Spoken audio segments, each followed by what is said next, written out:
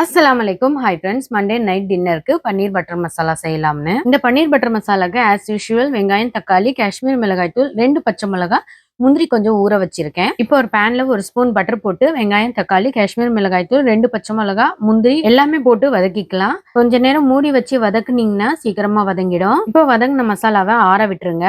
ஆற வச்ச பிறகு மிக்ஸி ஜார்ல ஃபைன் பேஸ்டா அரைச்சுக்குங்க. இப்போ ஒரு பேன்ல 2 ஸ்பூன் பட்டர் போட்டுக்குங்க. 2 லவங்கம், 1 பட்டை, 1 பிரியாணி இலை போட்டுட்டு அரைச்ச மசாலாவும் போட்டு ஜார்ல கொஞ்சமா தண்ணி போட்டு அந்த தண்ணியும் சேர்த்துட்டு கரம் மசாலா 1/2 ஸ்பூன், உப்பு, இஞ்சி பூண்டு ஃப்ரெஷ்ஷா அரைச்சது 1 ஸ்பூன் போட்டு நல்லா மிக்ஸ் பண்ணி விடுங்க. நல்லா கொதிக்கட்டும். இப்போ பன்னீர் சின்ன சின்னதா கட் பண்ணி வச்சுக்கோங்க.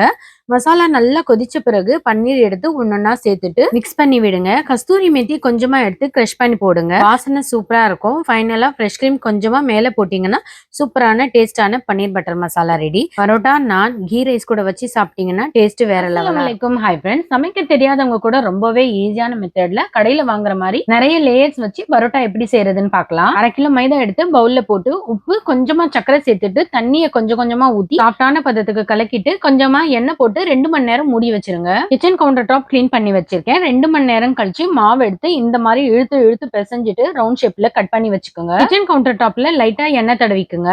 இப்ப மாவு எடுத்து மெலிசா இந்த மாதிரி தேய்ச்சிக்குங்க. இப்ப எல்லா மாவையும் சேர்த்துட்டு இந்த மாதிரி ரவுண்ட் ஷேப்ல பண்ணி வச்சுக்கோங்க. அப்படி இல்லைன்னா இந்த மாதிரி மெலிசா தேய்ச்சிட்டு கத்தியால கட் பண்ணிட்டு லேயர் எடுத்து ரவுண்ட் ஷேப்ல செஞ்சு வச்சுக்கோங்க. இப்போ ஒன்னு எடுத்து ரொம்ப அழுத்தம் கொடுக்காம லைட்டா தட்டிட்டு தவா சூடானதும் திருப்பி போட்டு எல்லா இடமும் எண்ணெய் போட்டு கலர் மாறினதும் எடுத்து சூடா இருக்கும் போது அடிச்சு விட்டீங்கன்னா நிறைய லேயர் கிடைக்கும். எவ்வளவு மாவு எண்ணெயில ஊறுதோ அவ்வளவு பரோட்டா சாஃப்டா வரும். நேத்து பன்னீர் பட்டர் மசாலா செஞ்சிருந்தேன் இல்லையா, அதுக்கு நான் பரோட்டா தான் செஞ்சேன். பரோட்டாக்கு பன்னீர் பட்டர் மசாலா காம்பினேஷன் ரொம்பவே சூப்பரா இருக்கும். இந்த மெத்தட் ஈஸியா இருந்துச்சுன்னா மறக்காம லைக் பண்ணிட்டு ட்ரை பண்ணி பாருங்க. Hi friends. ஒயிட் ரைஸ் எல்லாமே அழுக்கு போகிறதுக்கு நானும் என்னென்னமோ பண்ணி பார்த்துட்டேன். தேய்ச்சி தேய்ச்சி கை தேஞ்சது தான் மிச்சம். ரீசெண்டா இன்ஸ்டாகிராம்ல ரீல்ஸ் பார்த்துட்டு இருக்கும்போது பெட்டர் மேஜிக் அப்படிங்கிற இன்ஸ்டாகிராம் பேஜ்ல இருந்து மேஜிக் வாஷ் ஜெல் வாங்கியிருந்தேன். இது எப்படிதான் மேஜிக் பண்ணுதுன்னு ட்ரையல் பார்த்துருவோமேன்னு சொல்லிட்டு ஹஸ்பண்டோட ஷர்ட், பசங்களுடைய ஸ்கூல் யூனிஃபார்ம், 30 சாக்ஸ் எல்லாமே எடுத்திருக்கேன். இதுதாங்க மேஜிக் வாஷ் ஜெல். 1/2 லிட்டர் 300 ரூபாய் பிளஸ் ஷிப்பிங் சார்ஜஸோட வாங்கியிருந்தேன். இதுலயே ஸ்பூனும் கொடுத்துடுறாங்க. இது ஜெல் மாதிரி இருக்கும். நான் 1/2 பக்கெட் தண்ணி எடுத்திருக்கேன். இதுல 1 ஸ்பூன் மட்டும் போட்டா போதும். நான் ஒரு 7-8 துணி தான் எடுத்திருக்கேன். 1 ஸ்பூன்லயே நல்லா நுர வருது. எல்லா துணியும் போட்டு 1/2 மணி நேரம் ஊற வச்சுட்டு அதுக்கப்புறமா கையால தேய்ச்சோம்னா காலர்ல இருக்கிற அழுக்கு எல்லாமே போயிடுச்சு.